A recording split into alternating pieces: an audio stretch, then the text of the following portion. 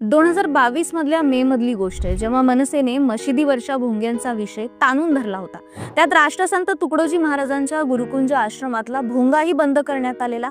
मशिदीवरचा भोंगा बंद असू द्या, पण तुकडोजी महाराजांच्या आश्रमावरचा भोंगा चालूच ठेवा अशी मागणी इथल्या मुस्लिम समाजाने केलेली होती। हे विशेष आहे। तुकडोजी महाराजांना मुस्लिम समाजही एवढा मानतो की राष्ट्रसंत तुकडोजी महाराजांच्या पुण्यतिथीला डोक्याला भगवा रुमाल बांधून अल्लाहू अकबर अशी अजान दिली जाते। इथं प्रत्येक धर्मातील प्रार्थना होते। राष्ट्रसंत तुकडोजी महाराजांच्या अशाच काही गोष्टी मी तुम्हाला सांगते। मुस्लिम समाज असेल किंवा सर्वधर्मीय समाज असेल, तुकडोजी महाराजांच्या इतका जवळचा कसा आहे त्याबद्दल सांगते। आयुष्याच्या शेवटच्या काळात राष्ट्रसंत तुकडोजी महाराजांना कॅन्सर झाल्याचं निदान झालं। आषाढी वारीत त्यांनी पंढरपुरात शेवटचं भजन गायलं आणि पांडुरंगाच्या चरणी आपली खंजिरी ठेवली। त्यांनी माफी मागितली आणि म्हणाले, आता इथून पुढे माझ्याकडनं तुझी सेवा होऊ शकणार नाही। त्यांच्यावर मुंबईत कॅन्सरचे उपचार सुरू होते। नेमकं तेव्हाच म्हणजे 67च्या वर्षाच्या अखेरीस नागपूरमध्ये हिंदू मुस्लिम दंगल उसळली। तुकडोजी महाराज मुंबई सोडून मोजरीला गुरुकुंज मध्ये परतले। तेव्हा त्यांना कॅन्सरच्या त्रासामुळे बोलताही येत नव्हतं।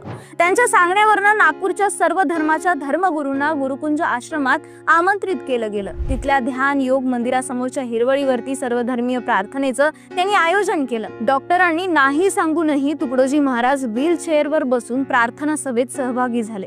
जोर जोरात उचक्या येत होत्या, तरीही तब्बल 20 मिनिटं राष्ट्रसंतांनी न अडखळता स्खलित हिंदीतनं खऱ्या धर्माचा अर्थ काय यावरती भाषण केलं आणि भाषणादरम्यान थांबलेली महाराजांची उचकी प्रार्थना संपल्यावरती पुन्हा सुरू झाली।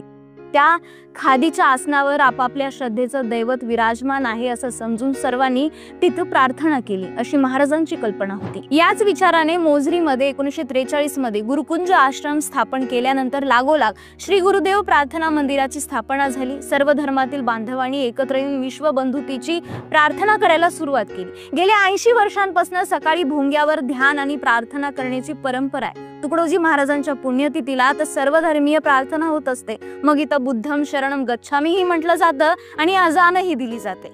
स्वातंत्र्य लढ्यातही तुकडोजी महाराजांचा सहभाग होता। 1935च्या सुमारास महाराजांनी एक मोठा यज्ञ आयोजित केला होता आणि त्या यज्ञामध्ये 3 लाखाहून अधिक लोकांनी सहभाग घेतलेला। हे समजताच महात्मा गांधींनी महाराजांना सेवाग्राम आश्रमात बोलून घेतलं। चंद्रपूर भागातनं तुकडोजी महाराजांना 2 सेवक इथं घेऊन आले। तेव्हा महात्मा गांधीजींचं मौन व्रत सुरू होतं। जेही कोणी भेटायला यायचं ते पाटीवरच लिहून त्यांच्याशी चर्चा करायची। तुकडोजी महाराजांकडे पाहून गांधीजींनी त्यांना सेवाग्रामलाच थांबण्याचा इशारा केला आणि तुकडोजी महाराज महिनाभर सेवाग्राम आश्रमात राहिले। एक दिवशी तुकडोजींनी भजन गायला सुरुवात केली। किस्मत से राम मिला जिनको उनसे ये 3 जगह पाई। हे भजन म्हणताच गांधीजींनी पूर्ण तल्लीनतेने ऐकून वाह क्या बात आहे असे उद्गार काढले आणि मौन व्रत त्यांचं सुटलं। एवढी ताकद तुकडोजी महाराजांच्या शब्दात होती। संगीताच्या माध्यमातून मनुष्याच्या हृदयाला हात घालता येऊ शकतं हे लक्षात घेऊन महाराजांनी खंजिरी भजनांमधनं प्रबोधन सुरू केलं। स्वातंत्र्य लढ्यात सहभागी झाले। त्यांच्या भजनाने प्रेरित होऊन गावाच्या गाव ब्रिटिशांवरती हल्ला करायची। या लोकांना भडकवून देणाऱ्या माणसाला शोधू लागले।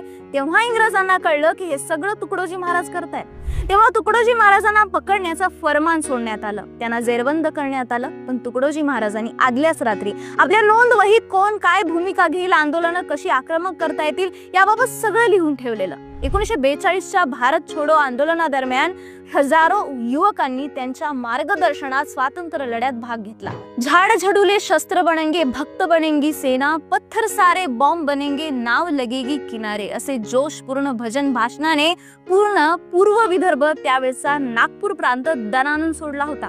त्यांच्या सहभागामुळे 1947ला भारत देश स्वतंत्र झाला। तुकडोजी महाराज जपानलाही जाऊन आलेले। तुकडोजी महाराजांनी 1955 मध्ये जपानमध्ये झालेल्या विश्व शांती आणि विश्व धर्म या परिषदेत भारताचं प्रतिनिधित्व केलेलं। 18 देशांच्या प्रतिनिधींनी त्यांना विश्व शांती परिषदेचं अध्यक्ष म्हणून निवडलं होतं। जपान सारख्या देशामध्ये जाऊन त्यांनी सर्वांना विश्व बंधुतेचा संदेश दिला होता। याशिवाय 1956 मध्ये त्यांनी स्वतंत्र भारतातली पहिली संत संघटना स्थापन केली। त्यांनी केवळ महाराष्ट्रच नाही तर संपूर्ण देशाचा दौरा करून शेवटच्या काळापर्यंत आपल्या प्रभावी खंजिरी वाजवून भजनातनं आपल्या विचारसरणीचा प्रचार केला आणि आध्यात्मिक, सामाजिक आणि राष्ट्रीय प्रबोधन केलं। त्यांचं राष्ट्रसंत असणं भारतासाठी किती महत्वाचं होतं हे तुम्हाला यावरनं कळेल जेव्हा तुकडोजी महाराजांनी 1962 मध्ये झालेल्या चीन सोबतच्या युद्धाच्या वेळी आणि 1965 मध्ये पाकिस्तानच्या युद्धावेळी सीमेवरती जाऊन खंजिरी वाजवून भजनं गायली, सैनिकांचं मनोबल वाढवलं होतं. 1962च्या चीनच्या युद्धावेळेस आणि 1965च्या पाकिस्तानच्या युद्धावेळी महाराज सीमेवरती गेलेले. भारताचे पहिले राष्ट्रपती डॉक्टर राजेंद्र प्रसाद यांनी तुकडोजी महाराजांना चीनच्या उत्तरीय सीमेवरती पाचारण केलेलं. चीनच्या युद्धात भारतीय सैनिकांची मानसिक तयारी नव्हती, त्यांचं मनोबल कोणी वाढवू शकतं तर ते तुकडोजी महाराजच होते. पंतप्रधान नेहरूंचा यावरती विश्वास बसत नव्हता. मग त्यांनी तुकडोजी महाराजांना वसंतराव नाईक आणि यशवंतराव चव्हाण यांना जबाबदारी दिली आणि तुकडोजी महाराजांचं खंजिरी भजन ठेवलं गेलं. भारतीय उत्तरीय सीमा सिलीगुड्डी, दार्जिलिंग या सीमेवरती राष्ट्रसंतांनी 4.5 लाख सैनिकांसमोर भाषण केलं, भजनं गायली. त्यांनी चीन सैनिकांना या भजनातनं ठणकावलं.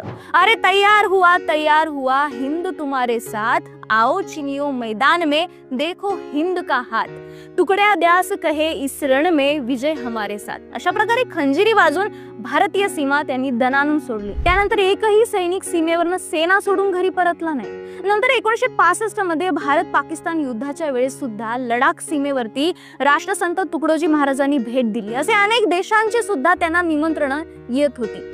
तुकडोजी महाराजांना राष्ट्रसंत का म्हटलं जायचं हे त्यांच्या या योगदानावरनं तुम्हाला समजलंच असेल.